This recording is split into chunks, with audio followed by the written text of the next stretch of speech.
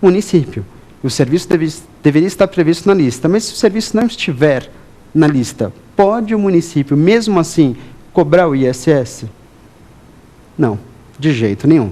Para que um município possa exigir o ISS sobre um determinado serviço, obrigatoriamente esse serviço deve estar previsto numa lista anexa à Lei Complementar número 116.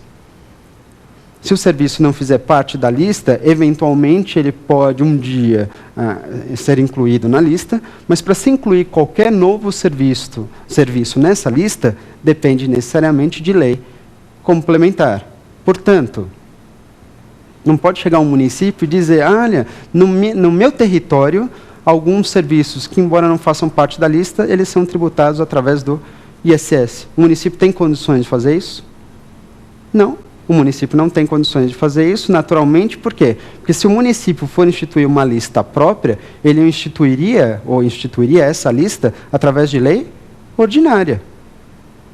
E como eu falei para vocês, não é lei ordinária responsável por determinar os serviços sobre os quais o ISS recai. A responsabilidade é da lei complementar. Qualquer serviço que não faça parte da lista da Lei Complementar 116, uma coisa é certa, ISS não sofrerá.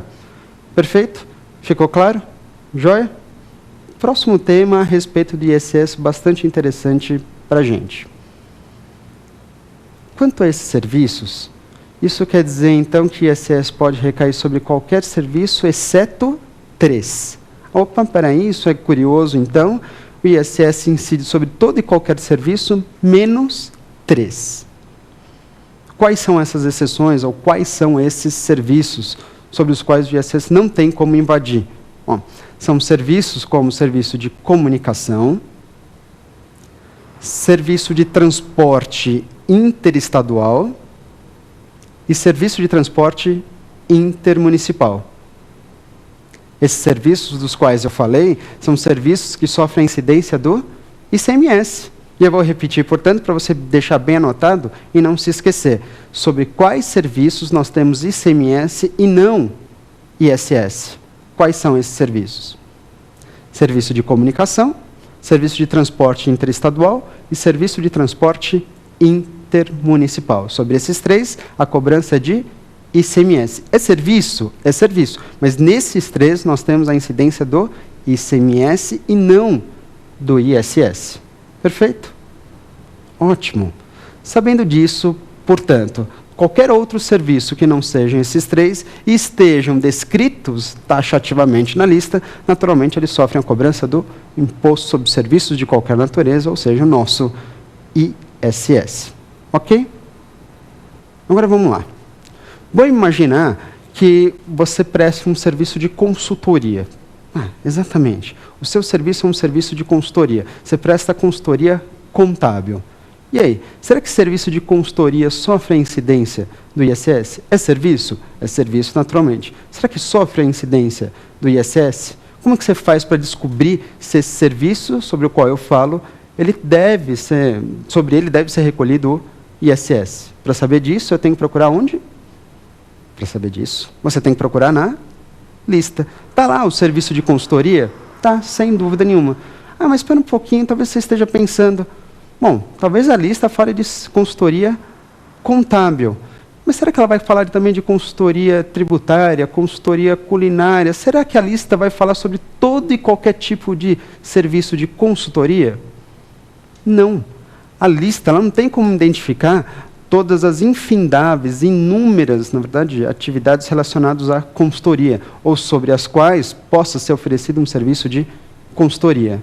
Para isso, a legislação, ou melhor, essa lista anexa da qual eu falo, ela usou uma expressão bem interessante para que, mesmo assim, ela possa alcançar esses serviços.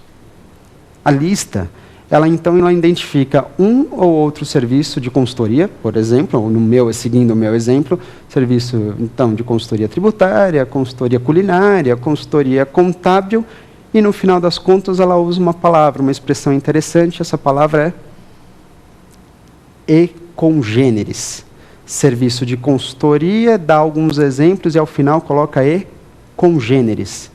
por que ele usa, ou a legislação se vale desse tipo de expressão, e congêneres? O que isso significa dizer?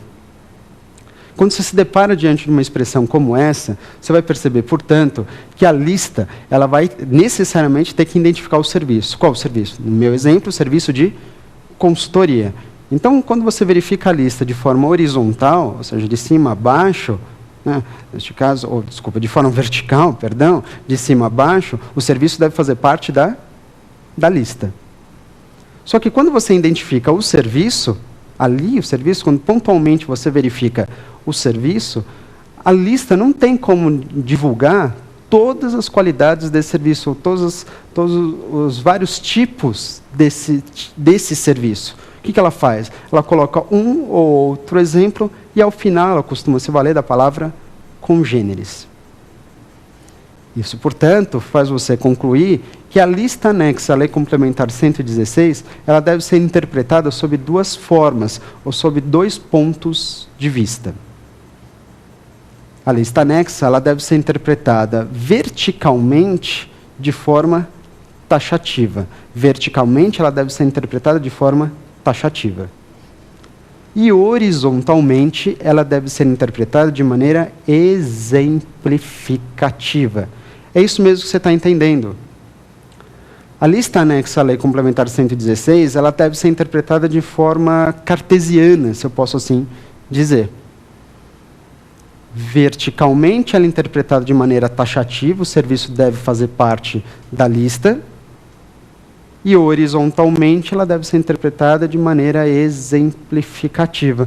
Uma outra situação, só talvez para ficar um pouquinho mais claro, imagine então que você está diante de um consultório médico. Tá? Que tipo de especialidade médica estaria sujeita à incidência do ISS? Que tipo de especialidade médica?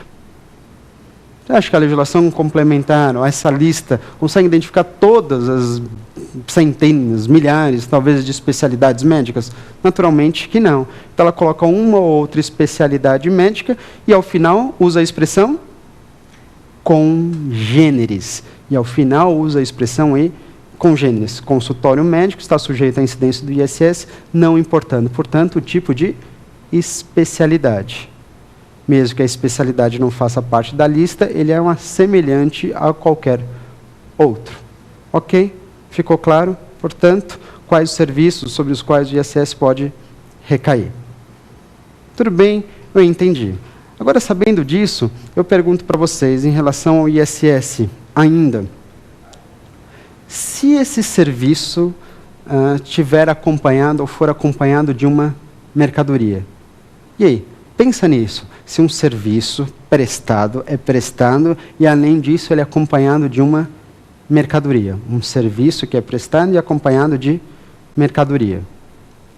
Diante dessa questão, você fica imaginando, será que eu tenho que pagar ISS?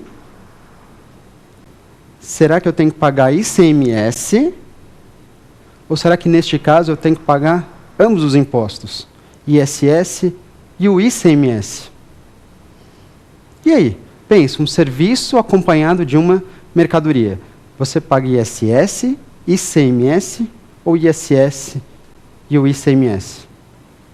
A pergunta é bem interessante e você consegue encontrar essas respostas também nessa legislação. A gente não precisa ir em legislação específica do próprio município. Você vai na legislação complementar, que é uma legislação complementar federal, mas naturalmente de caráter nacional, e consegue encontrar uma resposta para tanto. Então, é aquela história. Para que sobre um serviço tenha a incidência do ISS, o serviço tem que estar onde? Tem que estar na lista. Muito bem. Imagine, então, esse serviço que está na lista, ISS. Agora, se o serviço do qual eu falo não fizer parte da lista, se o serviço do qual eu falo não faz parte da lista, é porque ISS não pode ter.